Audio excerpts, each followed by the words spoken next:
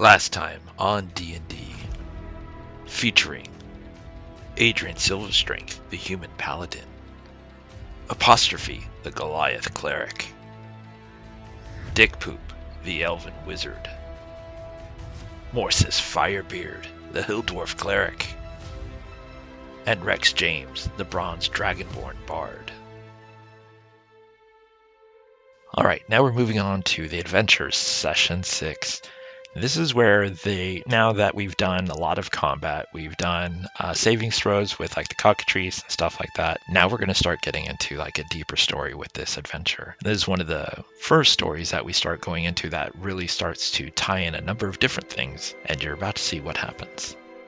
After clearing out the mine, the party returned to Spire's Edge. The party spoke with the mayor, whose name is Barris Gravestone, and explained the situation and got the reward of 200 gold. Thoris Blackoak, who is a dwarf, owner of a Stone's Throw Inn and Tavern, offers the party a free room for helping out at Spire's Edge. Adrian takes one of his gems that he found in the mine and a handful of gold and visits the local brothel. This is because he is a follower of Prenna, and Prenna's churches are essentially brothels. Because Prenna is a goddess of sexuality, she does not have the standard temples that you normally go to and pray. These are actually brothels where you go and you basically enjoy the company of man, woman, or both at the same time, depending on what you want. Basically, that money goes towards the brothel and these followers of Prenna. He enjoys himself with a fair-looking maiden and enjoys some additional enhancements. And when he awakens the next morning in bed with two additional women that he does not recognize with no memory of what happened. This is due to failing a constitution check from the enhancements that he had taken. Dick and Rex go down to the tavern to get a quick drink when Dick takes a shot of a potent drink called the Dragon's Breath. Now, the Dragon's Breath is a reference to a Sierra game called Quest for Glory. If you recognize the Dragon's Breath as soon as I said it for being recognized in Quest for Glory, you are actually correct. Rex attempts to take a swig of the same drink, but due to his recent petrification, he succumbs very quickly. He actually rolled a critical fail. He rolled a natural 1 on a constitution check, and I just flavored it that due to his recent petrification of the cockatrice, his will is not as strong as it should be. Rex ends up starting a fight, flipping tables, and despite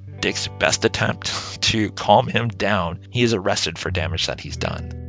The next morning, Thoris collects gold from the party to pay for the damage that they had done during Rex's intoxicated bliss. The party then goes to speak to Tarn Bladesinger. He's the local blacksmith, and he typically supplies weapons and armor for the town. They try to sell these fine weapons that they found in the mine. Tarn explains that the blades would need to be buried with the guards, whose bodies were now being recovered from the mines, now that the party has helped clear it out. I was very surprised. They agree to hand over the swords to Tarn to give to the family so that they can be properly buried. There is a belief that when you are buried with a weapon and a shield so that when you go to the afterlife, you can continue the fight against evil. Tarn explains that he's heard that the mayor may need the party's assistance yet again. Dick, however, goes off to speak to Tora Rhinestone, she's a priestess of life in Spire's Edge, about removing a curse on the dagger that he found because he keeps hearing, "You kiss my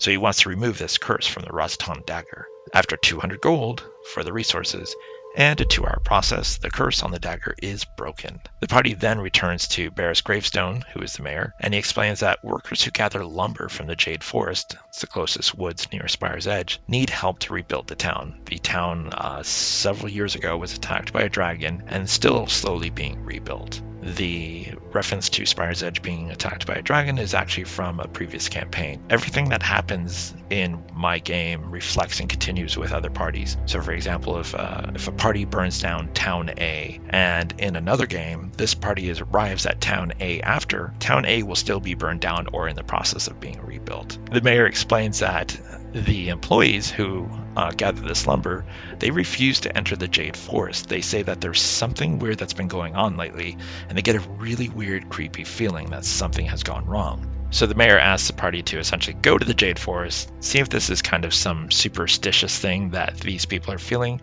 or if there's actually some reason to be worried. The party's given a horse and wagon to take them to the Jade Forest, and the party decides to depart.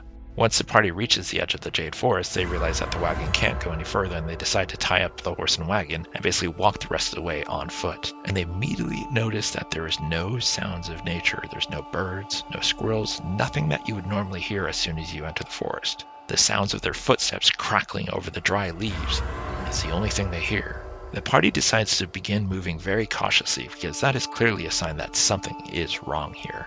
They don't get very far before an arrow hits a tree right next to them, clearly a warning shot, as 3 centaurs come out and warn the party not to enter and turn around because there is evil inside that will consume them. The party thanks them for the warning and they want to put an end to it if this is the case. The centaurs tell them that they're foolish for this and that they are only walking into their own death. The party once again thanks them and decides to press on. This forest goes from basically feeling like woods to almost feeling like a jungle the further they go inside. Morsus uses a ritual spell to detect magic and senses magic all around him, and it feels like some form of necromancy. Treading further inside, they find some unusual tracks of a large animal that seems to have several footprints, as if it has more than 4 legs, and something seems to be moving closer to them.